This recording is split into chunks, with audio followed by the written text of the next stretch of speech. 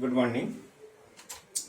এখন আমরা আছি আজকে ক্লাস 9-এর দেখবে একটা পরমাণু গঠন পদার্থের ভৌত রাসায়নিক ধর্মসমূহ চ্যাপ্টারের মধ্যে 4th সাব ইউনিটটা বোধ হয় মিশ্রণের উপাদানের পৃথকীকরণ।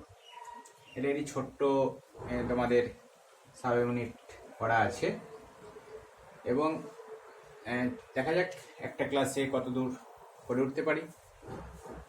সেটা আমরা ডে 2 এটা শেষ করবো। আজকে আমরা এখন শুরু করছি এই চ্যাপ্টারটা মিশ্রণের উপাদানের পৃথকীকরণ। এখন মিশ্রণ বলতে কি বুঝি না, সেখানে যে একাধিক মৌল প্লাস মৌল মিশে মিশ্র পদার্থ হতে পারে, যৌগ তার সঙ্গে মৌল মিশেও কিন্তু মিশ্র হতে পারে, এবং যৌগ ও যৌগ এবং মিশ্র পদার্থ তখনই বলবো যখন এদের মধ্যে কোনো রাসায়নিক বিক্রিয়া হবে না, কেবলমাত্র মিশে থাকবে, তখনই তাদেরকে বলা হবে মিশ্র পদার্থ, কোনো রাসায়নিক বিক্রিয়া ছাড়া। অর্থাৎ এই মিশ্র পদার্থগুলোকে আমরা কিন্তু নিশ্চয়ই আবার পৃথক করে বা আলাদা করে আগের অবস্থায় নিয়ে আসতে পারি। এখন যদি বিক্রিয়া করত তাহলে কিন্তু নতুন রাসায়নিক ধর্মবিশিষ্ট পদার্থ তৈরি হতো এবং সেক্ষেত্রে তাদেরকে কিন্তু সহজে তো আনা যেতই না, রাসায়নিক বিক্রিয়া ঘটাতে হতো। তাহলে এখানে আমরা কিন্তু রাসায়নিক বিক্রিয়া ছাড়াই পদার্থগুলোকে আমাকে কিন্তু আগের মানে তাদের যে প্রারম্ভিক যে পদার্থগুলো সেখানে আনতে হবে। এটাও কিন্তু খুব একটা সহজ কাজ নয়, যে সেখানে যেমন আমরা বাড়িতে চালেতে যদি কাঁকড় মিশে গেছে, তাহলে সেই কাঁকড়গুলোকে আমরা কিন্তু হাতে করে করেই বেছে নিতে পারি, এটা একটা সহজ পদ্ধতি। কিন্তু এমন মনে করো বালির সঙ্গে লোহা গুঁড়ো মিশে গেছে, তাহলে বালি তার সঙ্গে লোহার গুঁড়ো মিশে গেছে, তাহলে সেক্ষেত্রে আমরা এটাকে কিভাবে পৃথক করব না, তোমরা এটা কিন্তু সহজেই বলতে পারবে খুব সাধারণ বুদ্ধি থেকে, যে এটাকে আমরা চুম্বককে যদি এই লোহা ও বালির গুঁড়োর মিশ্রণের কাছে নিয়ে যাই, লোহা এবং বালির গুঁড়োর কাছে নিয়ে যাই, তাহলে আমরা সেখানে লোহার গুঁড়োগুলো আটকে যাবে চুম্বকে এবং বালিগুলো পড়ে থাকবে। তাহলে এটাকে পৃথক করার এই পদ্ধতিটার এক কথায় নাম হচ্ছে যে চৌম্বক ধর্মের সাহায্যে পৃথকীকরণ। চৌম্বক ধর্মের সাহায্যে, কারণ লোহার চৌম্বক ধর্ম আছে, পৃথকীকরণ বা পৃথক করলাম।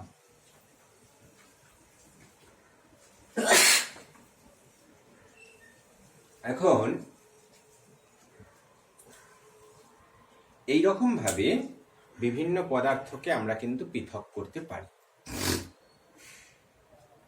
তাহলে সেই পৃথক করার পদ্ধতিগুলো তোমাদের সিলেবাসে 3টি পদ্ধতি আছে। তোমাদের এই সিলেবাসে যে পদ্ধতিগুলো আছে সেই পদ্ধতিগুলো কাজে লাগিয়ে আমরা অনেকগুলো এরকম মিশ্র পদার্থকে পৃথক করতে পারি। তোমাদের পদ্ধতিগুলোর নাম আছে, একটা হলো পাতন পদ্ধতি, আংশিক পাতন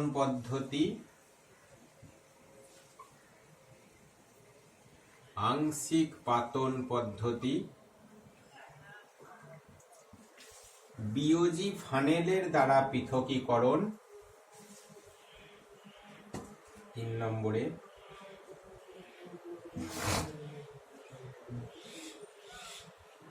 বিয়োজি ফানেলের দ্বারা পৃথকীকরণ। এবং এছাড়াও ঊর্ধ্বপাতন পদ্ধতিতে আমরা সামান্য একটু আলোচনা করব। ঊর্ধ্বপাতন, পাতন যেহেতু পড়ছি ঊর্ধ্বপাতন, কারণ এখান থেকেও কিছু কোশ্চেন কিন্তু কোশ্চেন ব্যাংকে দেখা যায় বিভিন্ন স্কুলের প্রশ্নপত্রে। পাতন পদ্ধতি, তাহলে আমরা এই পদ্ধতিগুলো কিভাবে পড়বো? এক নম্বর পদ্ধতিটা কি জানতে হবে। চুম্বকটা যেমন সহজেই হাতে করে নিয়ে চলে যাচ্ছে, কিন্তু এই সমস্ত পদ্ধতিগুলো অত সহজ নয়, একটা অ্যাপারেটাস বা একটা সেটিং দরকার হয় পরীক্ষাগারে। তাহলে সেই পাতন পদ্ধতি, আংশিক পাতন পদ্ধতি এবং বিভাজনের পৃথকীকরণ, ঊর্ধ্বপাতন। এখন কোন মিশ্রণের ক্ষেত্রে কোন পদ্ধতিটা আমরা কাজে লাগাবো, তার জন্য যে পদ্ধতিটা কাজে লাগবে তার নির্দিষ্ট কিছু শর্ত আছে। যেমন দেখো, আমি যদি বলি লবণের সঙ্গে জল, লবণের সাথে জলকে মিশিয়ে দেওয়া হয়েছে, তাহলে জলের মধ্যে লবণ মিশিয়ে লবণ জল তৈরি করেছি। এখন এটাকে তোমরা খুব সহজে কিন্তু এটা বলতে পারবে যে এই পদ্ধতি কিভাবে এই লবণ এবং জলকে আমরা ফিরে পাবো। খুব সহজেই বলা যায় যে জল আমরা যদি ফোটাতে শুরু করি, এটাকে যদি বাষ্পীভূত করতে শুরু করি, তাহলে জলটা কিন্তু বাষ্পীভূত হয়ে চলে যাবে, জলটা বাষ্পীভূত হয়ে চলে যাবে, অথচ লবণটা পাত্রের নিচে পড়ে থাকবে। ব্যাস, এটাই হচ্ছে পাতন পদ্ধতি। এই জিনিসটার নামই হচ্ছে পাতন পদ্ধতি। তাহলে কিভাবে করা হবে এটা না, একটা এরকম ফ্লাস্কে বইয়েতে ছবিটা তোমরা ফলো করবে। এখানেতে আমার একটা নল প্রবেশ করানো থাকবে, নলটাকে আবার, তাহলে এখানে যদি আমি লবণ আর জলের মিশ্রণ নিয়ে এটাকে যদি উত্তপ্ত করি, লবণ আর জলের মিশ্রণ নিয়ে এটাকে যদি উত্তপ্ত করি, তাহলে জলটা বাষ্পীভূত হবে এবং বাষ্পটাকেও কিন্তু আমাকে ছেড়ে দিলে চলবে না, বাষ্পটাকে কিন্তু আমার ধরতে হবে, পৃথক করতে বলেছে, আমাকে জলটা তাড়িয়ে দিতে বলেনি। তাহলে এটাকে একটা নলের মধ্য দিয়ে চালনা করে এবং এই জলটাকে ঠান্ডা করতে হবে, নলটাকে ঠান্ডা করলে তবেই কিন্তু এখানে ঠান্ডা জল পাইপের ওপরে ঢালতে হবে, মানে এখানে যাতে পাইপটা সবসময় ঠান্ডা থাকে। তাহলে জলের বাষ্পটা যেটা উঠবে সেটা এখানে কনডেন্সড হবে বা ঘনীভূত হবে এবং সেটা জল আকারে আর একটা পাত্রে আমরা এটাকে সংগ্রহ করে নিতে পারবো। তাহলে এখানে আমার লবণ পড়ে থাকবে আর এখানে জল চলে যাবে। এটাই হচ্ছে পাতন পদ্ধতি। তার মানে পাতন পদ্ধতি হচ্ছে যে নীতিটা হচ্ছে যে আমার একটি পদার্থকে স্ফুটনাঙ্কে পৌঁছে তাকে বাষ্পে পরিণত করে পুনরায় তাকে আবার তরলীকৃত করে নেওয়া। এটাই হচ্ছে মূলনীতি, যে তাদের মধ্যে কোনো একটি পদার্থ নিশ্চয়ই, তাহলে কি হতে হবে দেখো, আজকে যদি লবণটাও বাষ্পীভূত হয়ে চলে যেত, তাহলে লবণটাকে বাষ্পীভূত হতে দেওয়া হচ্ছে না। কেন বাষ্পীভূত হচ্ছে না লবণটা? না, লবণের স্ফুটনাঙ্ক অনেক বেশি। এর মূল কারণটা হচ্ছে যে লবণের স্ফুটনাঙ্ক জলের থেকে অনেক বেশি, জলের স্ফুটনাঙ্কের থেকে। অর্থাৎ তাহলে দেখো, এবং লবণটা আমাদের ওই জন্যই জানি সাধারণ উষ্ণতায় সেটা কঠিন, জলটা হচ্ছে তরল। হ্যাঁ, তাহলে একটা কঠিন একটা তরল যখন এরকম মিশে থাকবে তখন আমরা পাতন পদ্ধতি কাজে লাগাতে পারি। দুটোই তরল হলেও কাজে লাগানো যেতে পারে, একাধিক তরল, তরল প্লাস তরল। কিন্তু তখন কি হতে হবে না, তখন হতে হবে তাদের স্ফুটনাঙ্কের একটা বিরাট পার্থক্য থাকতে হবে। একজন যাতে অনেক আগে ফুটে বাষ্পীভূত হতে পারে এবং আর একজন যেন অনেক পরে, মানে অনেক বেশি উষ্ণতা লাগে তাকে ফোটাতে গেলে, এরকম ধরনের মিশ্রণ হলে তবেই কিন্তু পাতন। তাহলে পাতন পদ্ধতি ব্যবহার করার শর্ত, আমরা কোন মিশ্রণের ক্ষেত্রে পাতন পদ্ধতি ব্যবহার করব, সেটা হচ্ছে কঠিন তরলের মিশ্রণের ক্ষেত্রে। 2 নম্বর হচ্ছে তরল তরলের মিশ্রণের ক্ষেত্রে তাদের স্ফুটনাঙ্কের পার্থক্য কমপক্ষে 30 ডিগ্রি এর থেকে বেশি হতে হবে, কমপক্ষে 30 ডিগ্রি এর থেকে বেশি হতে হবে, less than 30 degree. 30 degree C এর থেকে পার্থক্যটা বেশি হতে হবে, দুজনের স্ফুটনাঙ্কের পার্থক্যটা, তবেই আমরা পাতন পদ্ধতি ব্যবহার করব। যেমন জল লবণের মিশ্রণ, জল চিনির মিশ্রণ, জলের সঙ্গে তুঁতের মিশ্রণ, একটা কঠিন একটা তরল। নেক্সট, আংশিক পাতন পদ্ধতি।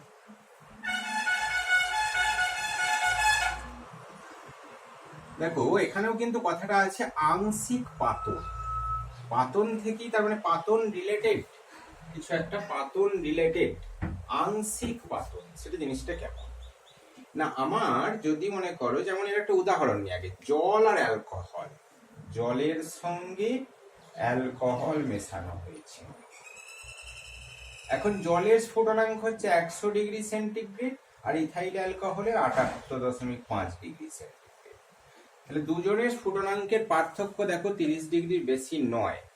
অর্থাৎ আমি যদি এখানে জল আর অ্যালকোহল নিয়ে তাদেরকে যদি তাপ প্রয়োগ করি, তাহলে আগে 78.5°C উষ্ণতায় পৌঁছাবার সাথে সাথে অ্যালকোহলটা কিন্তু সমস্তটা বাষ্পীভূত হয়ে যাবে, তারপর উষ্ণতা স্থির হবে, তারপরে উষ্ণতা আবার বাড়তে থাকলে জল বাষ্পীভূত হবে, জল ফুটতে বাষ্পীভূত হবে 100°C। এখন এইখানে কিন্তু একটা ব্যাপার চলে আসছে, যখন অ্যালকোহল বাষ্পীভূত হবে, মনে করো যখন উষ্ণতা 10, 20, 30, 40, 50, তখন কি জল একেবারেই বাষ্পীভূত হবে না? হবে। জল কিন্তু আমাদের বাতাসের বিভিন্ন উষ্ণতাতেই জল বাষ্পীভূত হয়। শীতকালে উষ্ণতা 5°C, 10°C, তখনও কিন্তু জল বাষ্পীভূত হতে পারে। তাহলে জল কিন্তু, তার মানে অ্যালকোহল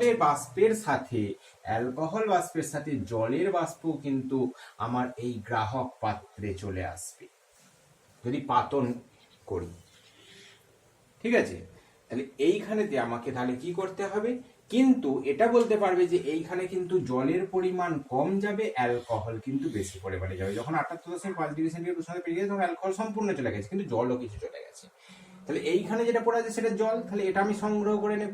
এবারে এই পাত্রটা নিয়ে এসে, মিশ্রণটাকে নিয়ে এসে আবার যদি আমি এরকম ভাবে পাতন করি, তাহলে আবার কি হবে, একই রকম ভাবে অ্যালকোহল বেশ সমস্তটা চলে যাবে, এর মধ্যে যে জল আছে তার মধ্যে কিছুটা জল চলে যাবে, কিছুটা জল এখানে পড়ে থাকবে।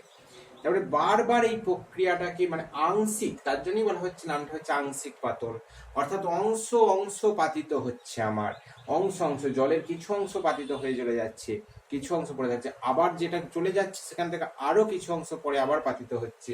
তাহলে এই যে বিভিন্ন বারবার করার ফলে বারবার পাতন পদ্ধতিকে ইউজ করছি এবং অংশ বিশেষ পাতিত হচ্ছে, তাই এটার নাম হচ্ছে আংশিক পাতন। তাহলে আংশিক পাতন আমার দেখা যাচ্ছে কখন ইউজ করতে হচ্ছে না, যখন উষ্ণতার এই যে স্ফুটনাঙ্কের পার্থক্যটা 10°C থেকে 30°C এর মধ্যে, তাহলে একাধিক তরল, এক্ষেত্রে শর্ত, এটাই হচ্ছে শর্ত যে আংশিক পাতন পদ্ধতি তখনই ব্যবহার করব যদি তরল দুটির স্ফুটনাঙ্কের পার্থক্য 10 এর বেশি, 30°C এর কম হয়, 10 থেকে 30 এর মধ্যে হয়। তাহলে 10°C এর কম হলে তখন কিন্তু আর আংশিক পাতন পদ্ধতিও কিন্তু করে আমি তাদেরকে পৃথক করতে পারবো না, কারণ তারা প্রায় একই সঙ্গে বাষ্পীভূত হবে। তখন তাদের জন্য আরো অন্যান্য পদ্ধতি আছে, বিভিন্ন জিঙ্ক পাতন ইত্যাদি ইত্যাদি, বিভিন্ন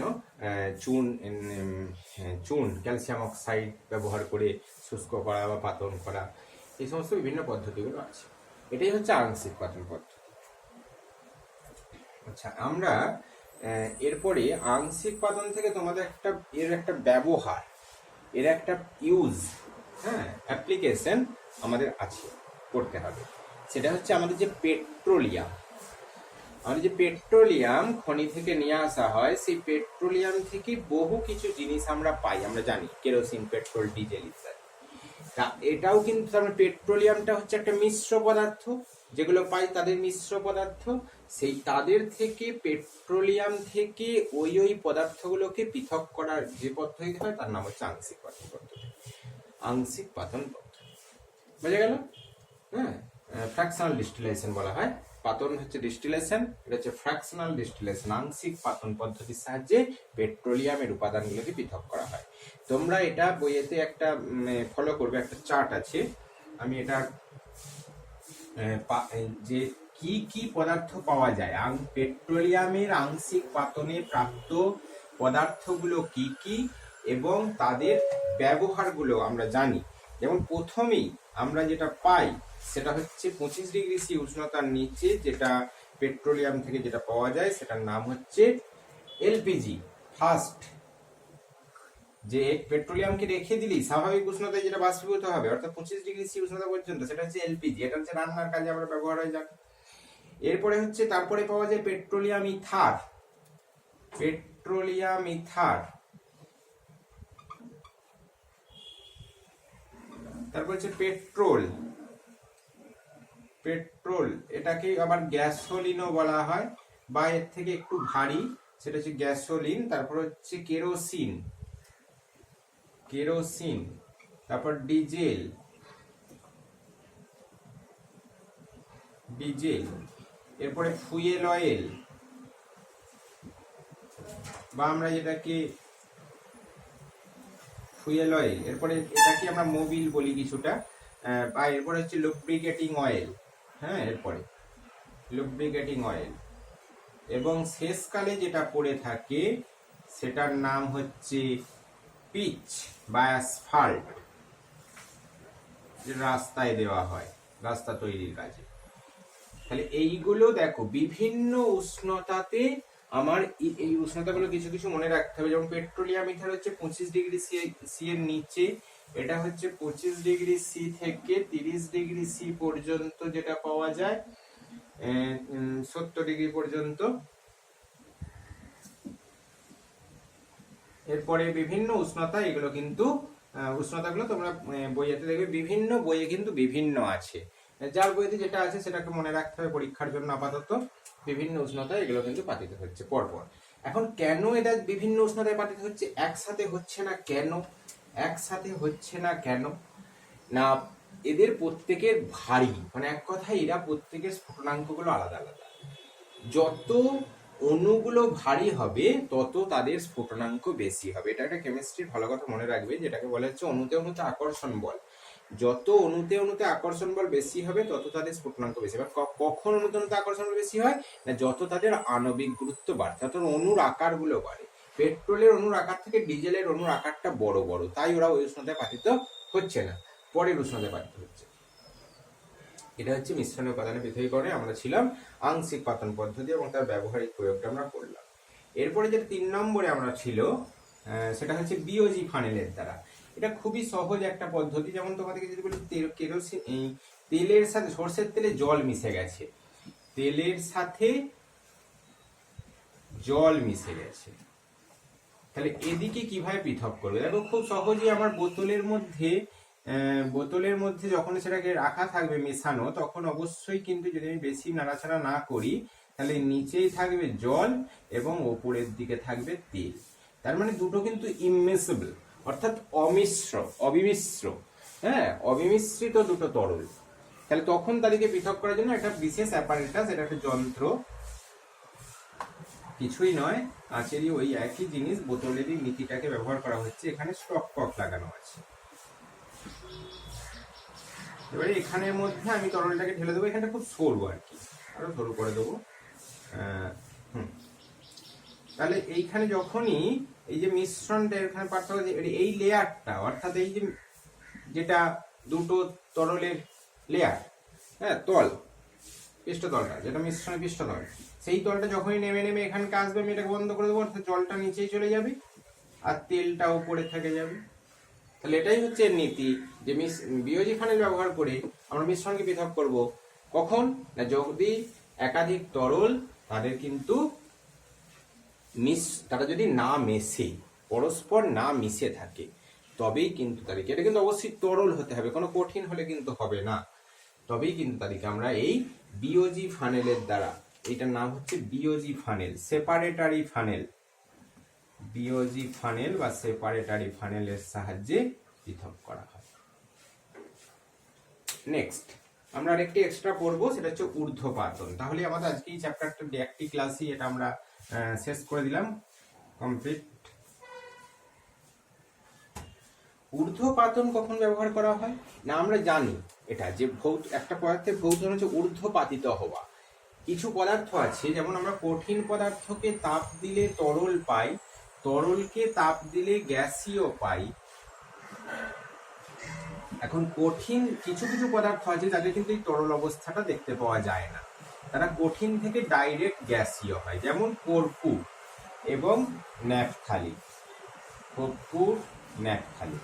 তাহলে যদি কোনো পদার্থের সাথে কর্পূর ন্যাপথালিনকে তাপ দিলে দেখো কিন্তু লিকুইড করা যাচ্ছে না, একবারে গ্যাসীয় হয়ে যাচ্ছে। তাহলে কর্পূর আর ন্যাপথালিনের সঙ্গে যখন কিছু অন্য কোনো পদার্থ মিশে থাকবে, তখন তাদেরকে আমরা এই ঊর্ধ্বপাতনের সাহায্যে পৃথক করতে পারবো। এটা একবারে ওপরে তারা যে কঠিন আকারে আবার যে জমা হবে, মানে এদিকে প্রথমে পাতন প্রক্রিয়ার সাথে এদিকে তাপ দিয়ে এদিকে বাষ্পে পরিণত করে এই বাষ্পটাই কিন্তু আবার ঠান্ডা করলেই তাহলে কিন্তু সেটা কঠিন পদার্থ হয়ে যাবে, আবার এই অবস্থায় আমরা ফিরে পাবো। আর যেটা পড়ে থাকবে, যেটা বাষ্পীভূত হয় না ওই উষ্ণতা, মানে এরা খুবই কম উষ্ণতায় বাষ্পীভূত হয়। এই যে কর্পূর, ন্যাপথালিন, এদের স্ফুটনাঙ্ক খুব কম, অর্থাৎ এরা খুব কম উষ্ণতায় বাষ্পীভূত হয়ে যাচ্ছে। তাহলে এদিকে কিন্তু আমরা সহজেই পৃথক করতে পারবো। ওকে, চ্যাপ্টারটা আজকে শেষ করে ফেললাম। ওকে, আজ এই পর্যন্তই। পরের দিন আমরা নেক্সট চ্যাপ্টার স্টার্ট করবো।